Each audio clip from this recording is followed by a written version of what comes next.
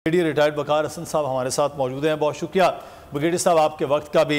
Sir मुसलसल हम भी बात कर रहे हैं, आप भी हमारे ट्रांसमिशन के प्रोग्राम का हिस्सा हो रहे हैं, लेकिन ये इजराइल के जो जुल्म है इस पे अभी बड़ी एक अच्छी बात हमारे साथ एम्बेसडर साहब हैं, उन्होंने की, ज़फ़र साहब ने, कि अब डिप्लोमेटिक एफर्ट्स वो हमें बिल्कुल भी नज़र नहीं आ रही है कि कामयाब हो पाएँ। ख़ुद इजराइल कह रहा है कि जंग का वक्त है, जंग बंदी की कोई बात नहीं है, उसकी सपोर्ट के लिए बड़ी ताकतें मौजूद हैं। सलामती कौंसिल में वीटो होता है, अक़वाम मुत्तहिदा में इतनी बड़ी करारदाद भी पास हो जाती है, उसके कोई असरात नहीं है। तो इसका मतलब है डिप्लोमेटिक एफर्ट ख़त्म हो गई हैं, तो आगे फिर जंग है। तो जंग तो एक निहत्ते लोगों के और दूसरे असलहे से लैस जो इजराइल है उसके ख़िलाफ़ इसको जंग तो फिर नहीं कहेंगे। तो ये सिचुएशन किधर जा रही है? आई थिंक एम्बेसडर साहब ने जो हिस्टोरिकल पर्सपेक्टिव बताया बड़ा इंपॉर्टेंट है। I just add into it कि जब फ़लस्तीन से उन्होंने लिया 1948 में और ये बसाया गया इनको, बेन-गुरियन ने एक पॉलिसी लाई थी which is known as the हिवा पॉलिसी, और अभी तक कारबंद है उस पे, which basically relates to mowing the grass. फ़लस्तीनियों को वो देखा जाए तो unfortunately they consider not even as animals but as grass, कि जैसे ये खड़ी हो इसको आप मो डाउन कर दें लाइक अ लॉन मोवर।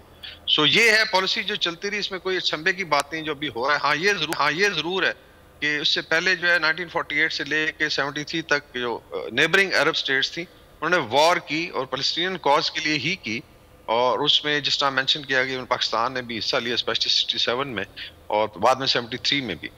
तो वो उस लिहाज से एक यूनिटी थी इस्लाम में। इवन जो OICA बनी, आई थिंक मस्जिद अल-अक्सा बनने की कोशिश की 67। तो उसके बाद अगर आप देखें 73 ऑनवर्ड एक नॉर्मलाइजेशन प्रोसेस शुरू हुआ जिसको कहते हैं strategic threat reduction of Israel.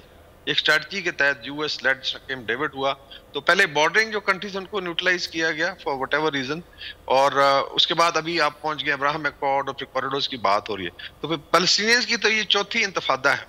अच्छा, अभी जो आ जाते हैं मिलिट्री सिचुएशन है, ऑल्दो जितनी आई थिंक इन्होंने असैसिनेशन की है और जेनोसाइड की है, ये तो और जो ऑर्डिनेंस डिलीवर हुआ है इसके फिगर्स आ गए हैं। 18,000 टन गोला बारूद फेंका जा चुका है, और हिरोशिमा में 15,000 टन था जो उसका इम्पैक्ट था। सो यू कैन से कि इट्स मोर देन हिरोशिमा, और शायद ये अगले 10-15 दिन में हिरोशिमा नागासाकी कंबाइंड से भी बढ़ जाएगा। This is kind of devastation they have caused. इंसानी ज़मीर भी सोया हुआ है। लेकिन जो अभी आई थिंक स्टेटस को टूटेगा, एक तो हमास ने तोड़ा इसको, जो मिथ है इनकी चैलेंज की, जिसको जो मर्जी कहें, they have been able to bring in the international community. इनके आप कह रहे हैं 2 बैरी बेड़े वहां पे लाना पड़े, इनका डिफेंस सिस्टम थर्ड का वो एक्टिवेट करना पड़ा, और वेस्ट ने पूरा फुल सपोर्ट किया। अभी आई थिंक एंटनी ब्लिंकन दोबारा आ रहा है फ्राइडे को, और फिर इनको आई थिंक पेप टॉक देगा।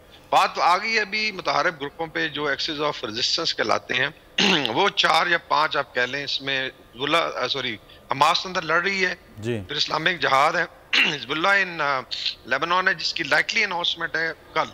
हसन नसरुल्लाह अगर ऐलान कर देते हैं वॉर का, तो इसका मतलब नॉर्दर्न फ्रंट खुलता है, फिर कतायब हिजबुल्लाह है इराक में, एंड देन यू सीरिया में रेजिस्टेंस ग्रुप्स हैं, and then you have south में यमनी आप कह लें हुसी ग्रुप्स हैं इनको अंसारुल्लाह के नाम से, और उन्होंने मिसाइल वॉरफेयर शुरू कर दिया है।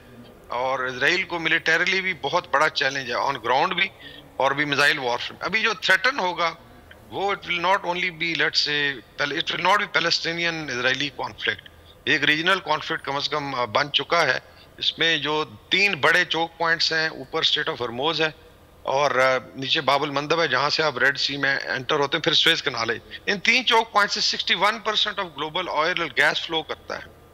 And look at the west and Israel के इन्होंने पूरा स्टेक पे डाल दी है चीजें, मतलब इवन अगर ग्लोबल ट्रेड और कॉमर्स को देखें। सो अभी चाइना ने 6 शिप्स मूव किए हैं, आई थिंक एक हफ्ता हो गया शायद से ज्यादा, जो गल्फ ऑफ ओमान में है। देयर इंटरेस्ट रशिया, अच्छा रशिया का भी एक स्टांस अगर आप देखें तो they had a sigh of, जब ये कॉन्फ्लिक्ट शुरू हुआ, रशिया यूक्रेन वॉर से चीजें डिफ्लेक्ट हुई हैं, उनका अपना ऑफेंसिव चल पड़ा। ब्रिगेडियर साहब, जो आप बात इंपॉर्टेंट कर रहे हैं ना रीजनल, रशिया ने ये भी शाम को भी अब अपने हवाई अड्डे देने की ऑफर भी कर दी जब इसराइल ने वहां पर हमला किया। हम इस रीजनलिज्म के हवाले से भी बात करते हैं। सब्सक्राइब करें और बेल दबाएं ताकि कोई खबर रह न जाए।